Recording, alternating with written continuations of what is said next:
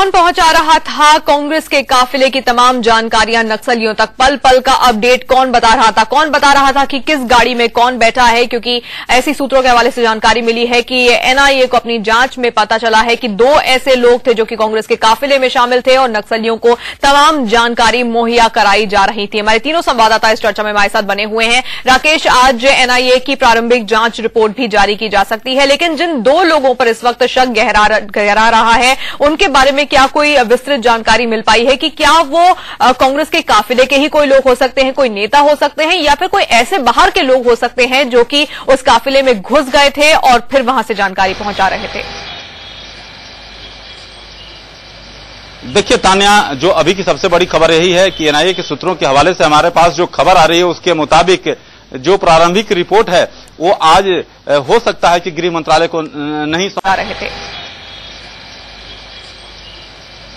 देखिए तान्या, जो अभी की सबसे बड़ी खबर यही है कि एनआईए के सूत्रों के हवाले से हमारे पास जो खबर आ रही है उसके मुताबिक जो प्रारंभिक रिपोर्ट है वो आज हो सकता है कि गृह मंत्रालय को नहीं सौंपा जाएगा, क्योंकि जिस तरह से बातें सामने आई हैं उसको लेकर एनआईए की काफी फजीहत हुई है और गृह मंत्रालय ने इस पर कड़ी फटकार लगाई है एनआईए को कि आखिरकार इस तरह की बातें बाहर कैसे आई। और एनआईए के द्वारा एक स्टेटमेंट अब से कुछ देर बाद जारी होगा कि आखिरकार जो जांच है वो पूर्ण नहीं हुआ है और ऐसे में इस तरह की बातें आना। लेकिन एनआईए की माने, एनआईए में जो हमारे सूत्र हैं इस बात की तस्दीक कर रहे हैं कि जांच की प्रक्रिया जैसे जैसे जांच आगे बढ़ रही है उसमें 2 लोगों की संदिग्ध भूमिका है जो कि काफिले में शामिल थे और लगातार 2 नक्सली कमांडरों से बातचीत कर रहे थे।